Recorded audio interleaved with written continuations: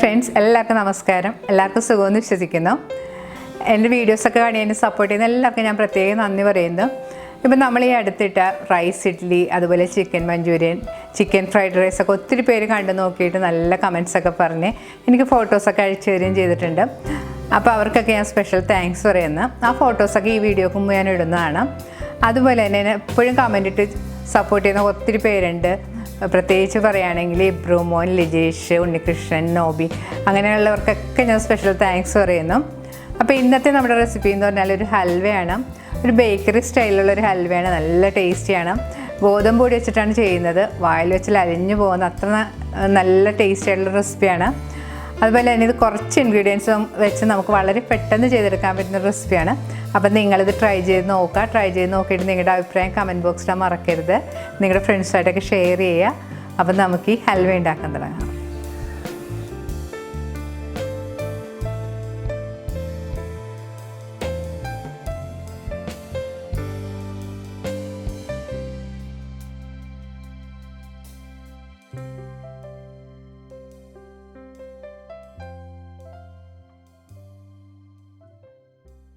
ഹൽവ ഉണ്ടാക്കാനായിട്ട് ഞാനിവിടെ എടുത്തിരിക്കുന്നത് 1/2 കപ്പ് കോൺഫ്ലവർ ആണ്. അത് നമുക്കൊരു ബൗളിലേക്ക് ഇട്ട് കൊടുക്കാം. ഇതിലേക്ക് 1/2 കപ്പ് ഗോതമ്പ് പൊടി കൂടി ചേർത്ത് കൊടുക്കണം. 2 പൊടികളും ഞാൻ ഈക്വൽ ആയിട്ടാണ് എടുത്തിരിക്കുന്നത്. നമുക്ക് ഗോതമ്പ് പൊടി മാത്രം വെച്ച് ഈ ഹൽവ ഉണ്ടാക്കിയെടുക്കാം. പക്ഷെ നമ്മൾ കോൺഫ്ലവറും കൂടി ചേർക്കുമ്പോഴത്തേക്ക് ഹൽവ നല്ല പെർഫെക്റ്റ് ആയിട്ട് നമുക്ക് നല്ല പാകത്തിന് ചെയ്തെടുക്കാൻ പറ്റും. ഇനി ഇതിലേക്ക് വെള്ളം ചേർത്ത് കൊടുക്കണം. ഞാനിവിടെ 2 കപ്പ് വെള്ളമാണ് ചേർത്തിരിക്കുന്നത്. 1 കപ്പ് പൊടിക്ക് നമ്മൾ 2 കപ്പ് വെള്ളമാണ് ചേർത്ത് കൊടുത്തിരിക്കുന്നത്. വെള്ളം ചേർത്ത് കഴിഞ്ഞ് സ്പൂൺ കൊണ്ട് നന്നായിട്ട് മിക്സ് ചെയ്ത് കൊടുക്കണം. ഒട്ടും കട്ടയില്ലാതെ നന്നായിട്ട് കലക്കിയെടുക്കണം. ഈ ഹലുവ നമുക്ക് വളരെ ഈസി ആയിട്ട് വളരെ കുറച്ച് സമയം കൊണ്ട് ചെയ്തെടുക്കാൻ പറ്റുന്നതാണ്. കുക്കിംഗ് ഒക്കെ ആദ്യമായിട്ടൊക്കെ പഠിച്ചു തുടങ്ങുന്നവർക്ക് പോലും വളരെ ഈസി ആയിട്ട് നല്ല പെർഫെക്റ്റ് ആയിട്ട് ഹൽവ നമുക്ക് ചെയ്തെടുക്കാൻ പറ്റുന്നതാണ്. ഇപ്പോൾ ഗോതമ്പൊടി കോൺഫ്ലവർ ഒക്കെ ഒട്ടും കട്ടയില്ലാതെ ഈ കാണുന്ന പോലെ കലക്കി എടുത്തിട്ടുണ്ട്. നമുക്കിത് മാറ്റി വെക്കാം. ഞാനിവിടെ ഒരു പാനിൽ 1.5 കപ്പ് പഞ്ചസാര എടുത്ത് വെച്ചിട്ടുണ്ട്.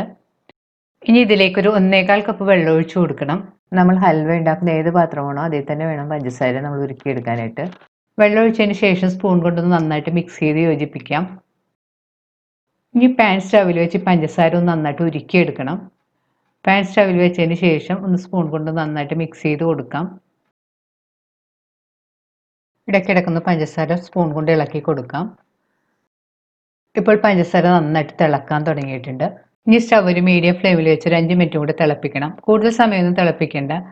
ഇത് നൂൽപ്പരുവൊന്നും ആവശ്യമില്ല. 5 മിനിറ്റ് നല്ലതിൽ തിളച്ചതിന് ശേഷം നമുക്കിതിലേക്ക് കലക്കി വെച്ചിരിക്കുന്ന മാവ് ഒഴിച്ചു കൊടുക്കാം. മാവ് ഒഴിക്കുന്ന സമയത്ത് സ്റ്റവ് മീഡിയം ഫ്ലെയിമിൽ വെച്ചിട്ട് വേണം ഒഴിച്ചു കൊടുക്കാനായിട്ട്. ഒഴിക്കുന്ന സമയത്ത് തന്നെ നമ്മൾ ഇളക്കിക്കൊണ്ടിരിക്കണം.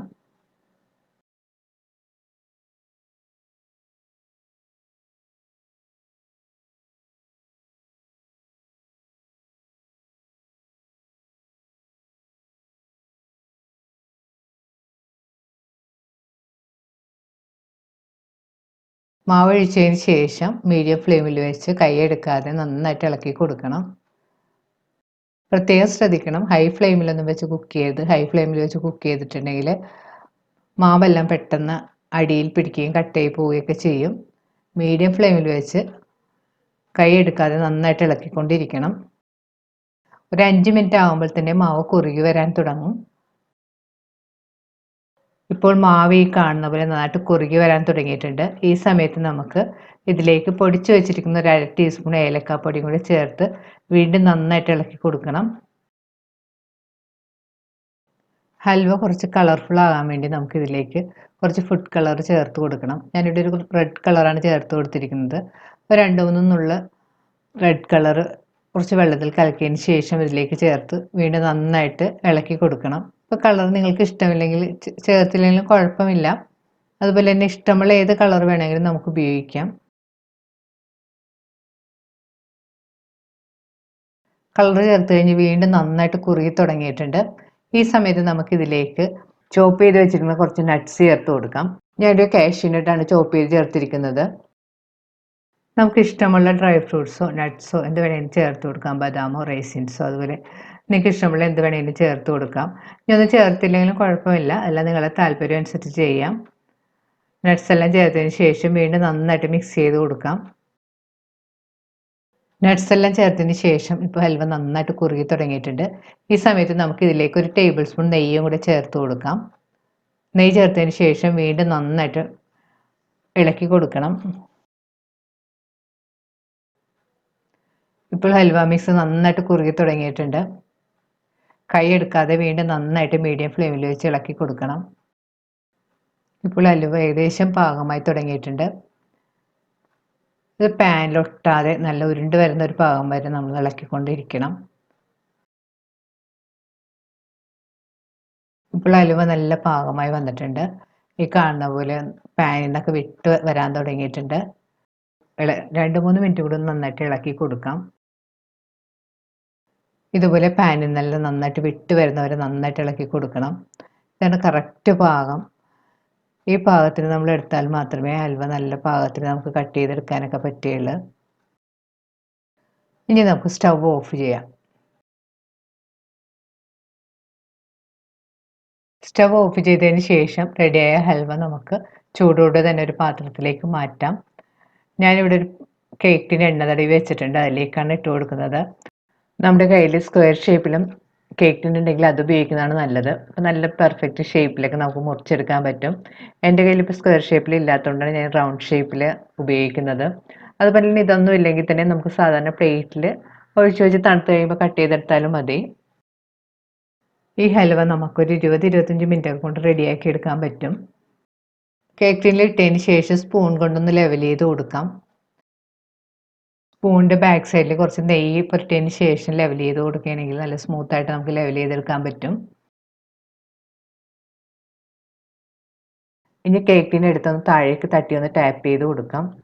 കേക്ക് ടിൻ നല്ല ചൂടായിരിക്കും. അപ്പോൾ നമ്മൾ കയ്യിലെടുത്ത് ടാപ്പ് ചെയ്യുന്ന സമയത്തൊക്കെ ശ്രദ്ധിക്കണം. ഒരു ടവൽ വെച്ചിട്ട് വേണം ടാപ്പ് ചെയ്ത് കൊടുക്കാനായിട്ട്. 2 മണിക്കൂറോടെ ഈ ഹൽവ നല്ല സെറ്റായിട്ട് കിട്ടും. ഇനി നമുക്കിത് മാറ്റി വെക്കാം. ഹൽവ തണുക്കാനായിട്ട് വെച്ചിട്ട് 2 മണിക്കൂറെല്ലാം കഴിഞ്ഞിട്ടുണ്ട്. നല്ല സെറ്റായിട്ട് വന്നിട്ടുണ്ട്. ഇത് സൈഡൊക്കെ നമുക്ക് കത്തി കൊണ്ട് വിടിയിപ്പിച്ച് കൊടുക്കാം. നമുക്ക് കൈ കൊണ്ട് തൊട്ട് നോക്കുമ്പോൾ തന്നെ അറിയാം നല്ല സെറ്റായിട്ടൊക്കെ വന്നിട്ടുണ്ട്. ഇനി പാത്രം നമുക്കൊരു പ്ലേറ്റിലേക്ക് കമത്തി വെച്ച് കൊടുക്കാം. കേക്ക് ടിന്നിലൊന്ന് ഒട്ടിപ്പിടിക്കാൻ നല്ല പെർഫെക്റ്റ് ആയിട്ട് വിട്ട് വന്നിട്ടുണ്ട്. ഹൽവ നല്ല പാകത്തിന് റെഡി ആയിട്ടുണ്ട്. ഇനി നമുക്കിതൊന്ന് കട്ട് ചെയ്തെടുക്കണം. ഞാനിവിടെ റൗണ്ട് ഷേപ്പിലായതുകൊണ്ട് ഇതിൻ്റെ 4 സൈഡും ഒന്ന് കട്ട് ചെയ്തെടുക്കുന്നുണ്ട്. അപ്പോൾ ഒരു സ്ക്വയർ ഷേപ്പിൽ നമുക്ക് കിട്ടും. ഇനി ഹൽവ നമുക്ക് ചെറിയ കഷ്ണങ്ങളായിട്ട് കട്ട് ചെയ്തെടുക്കാം. മുറിച്ചെടുത്ത ഹൽവ നമുക്ക് കയ്യിൽ വെച്ച് നോക്കാം. നമ്മൾ കടയിൽ നിന്നെല്ലാം വാങ്ങുന്ന അതേപോലെ തന്നെ രുചിയിലും ഗുണത്തിലുമെല്ലാം വളരെ നല്ലതാണിത്. വീട്ടിൽ തന്നെയുള്ള ഇൻഗ്രീഡിയൻസ് വെച്ച് വളരെ ഈസി ആയിട്ട് നമുക്ക് ചെയ്തെടുക്കാൻ പറ്റുന്ന റെസിപ്പിയാണ്. ഈ ലോക്ക്ഡൗൺ സമയത്ത് നമുക്ക് പുറത്തൊന്നും പോകാതെ ഇതുപോലെ വീട്ടിലുള്ള ഇൻഗ്രീഡിയൻസ് വെച്ച് വളരെ ഈസി ആയിട്ട് ചെയ്തെടുക്കാൻ പറ്റുന്ന റെസിപ്പിയാണ്. നല്ല ടേസ്റ്റിയുമാണ്. അപ്പം നിങ്ങളിത് ട്രൈ ചെയ്ത് നോക്കുക. ട്രൈ ചെയ്ത് നോക്കിയിട്ട് നിങ്ങളുടെ അഭിപ്രായം കമൻറ്റ് ബോക്സിൽ മറക്കരുത്. നിങ്ങളുടെ ഫ്രണ്ട്സായിട്ടൊക്കെ ഷെയർ ചെയ്യുക. വീണ്ടും ഇതുപോലുള്ള അടിപൊളി റെസിപ്പി ആയിട്ട് നമുക്ക് കാണാം. Thank you.